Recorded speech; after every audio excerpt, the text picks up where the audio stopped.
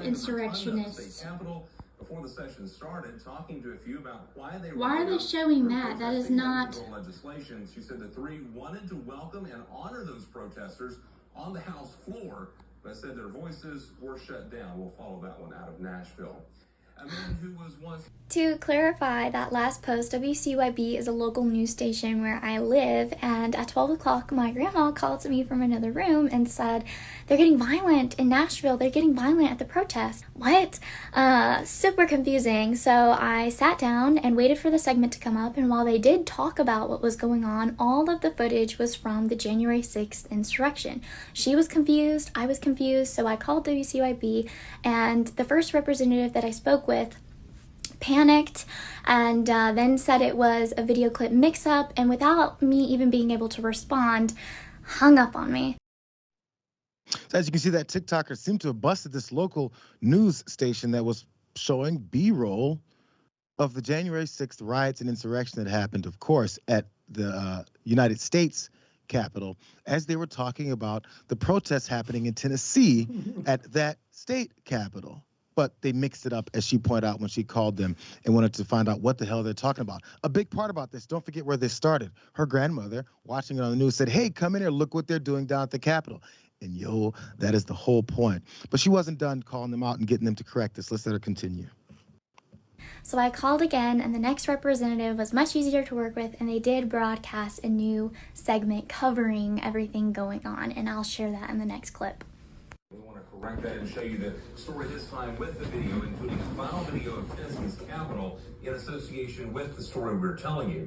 As Tennessee Republican leadership removing 3 Democratic lawmakers from their committees and subcommittees on Monday and are now filing bills to expel them from their seats. A spokesperson from the State House confirming. It's just a video mix-up. That's at least what the first person said before they then tried to go ahead and correct it on the back end. But how many people didn't see that part, or maybe went, oh, who's bullying them to actually start lying? Because, of course, many people will believe what it is that they want to. One of those reasons is because they listen to people like Matt Walsh, who tweets this. This is all coordinated in a way. He said leftist insurrectionists have stormed 2 state capitol buildings in the past 24 hours. Odd. Not a single word of condemnation from the left. Never take these people seriously about anything. And that's the point. These lies are to make that point. He continued, an entire ideological movement totally devoid of the faintest shred of integrity. Yo, the projection is real. Every time. What's the reality in what he's saying? What is his belief system? Does he really think that? Do you think in his brain he thinks there's an insurrection going on there? Or is it one of these hyperbolic statements that's then looking to convince people who don't think for themselves to believe that this is what's happening? That's Matt Walsh, who's lied about other things. There's another one of these Twitter pages, which just from their name you can tell what they're lying about. It says, in wokeness, says 3 insurrections in 24 hours. Texas, Kentucky, and Tennessee, apparently. And someone responded, sir, those people are just laying down in that first image because, you know, insurrection, which, by the way, if they're calling these insurrections, and then the one that happened on the Capitol, they're calling was a nice walk in the park, a tour of the facilities, invited folks that wanted to just come and see how their legislators work. Why would this be an insurrection then? It doesn't match up. They're not really telling you what they believe. They're telling you what they want you to believe. So again, this started from that local news report. Let's look at the actual things that were going on, the B-roll maybe that they should have been running as they talked about the protests that were happening and why those protests were there. Look at this.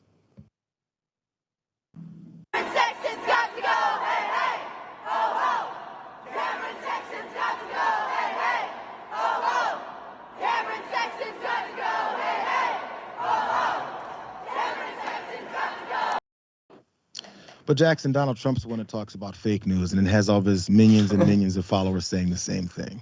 You know, it's people like Donald Trump in instances like this that renew and refill my spring of hope for my career prospects. Because, you know, people who are at the utmost levels of society, like, whoops, they'll just accidentally slipped in a January 6th video that, you know, millions of people around the world have seen hundreds of times. You know, it like no one would ever notice these things. Or like, well, the game show host just slipped into the presidential office, you know, and then. So, you know, whenever you're feeling down about your prospects out here, just think about that. You know, it's like, hey, it really ain't. It can be better. It may be bad now, but it's going to get better.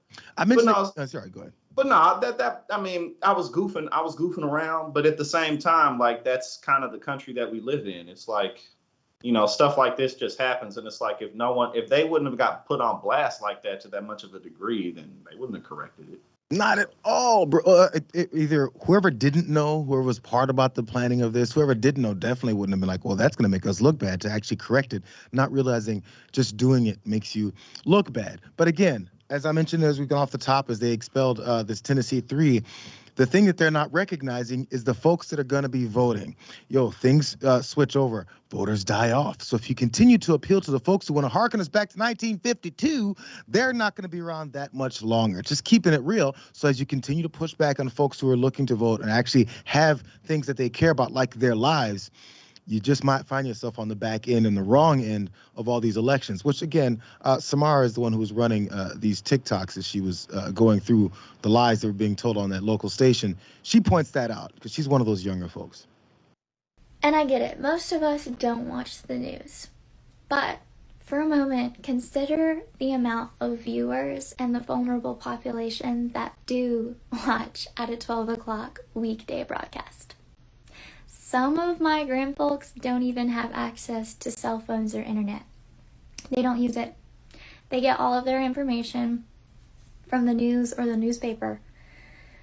And while it could have very well been, and most likely was, an accident, it's important that we hold our journalists accountable, and that's due diligence for them to have broadcasted a corrected segment, because it did cause misinformation. And maybe it gives us a little bit more insight on why we feel so out of touch with some generations and what their media consumption looks like. And that's something that these folks, all the way up to the Fox News of the world, know about, and they're banking on it just for as long as possible, at least until things switch. I was going to mention how just yesterday I was talking about how anytime we've gone through change throughout our country, transformative change from societal points of view, it has to be something that's always tough, because there's always the previous generation who's very upset about anything changing and wants things to go back, or you youngsters don't know what you're talking about, you're too stupid.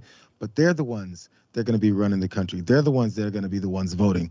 And you can keep banking on one group or another, but sometimes it's tough. And it looks like the plan here for many of these Republicans is just lie long enough and see how much we can take up before things actually change. It's going to be tough, you guys, though. That's why we're always in this fight.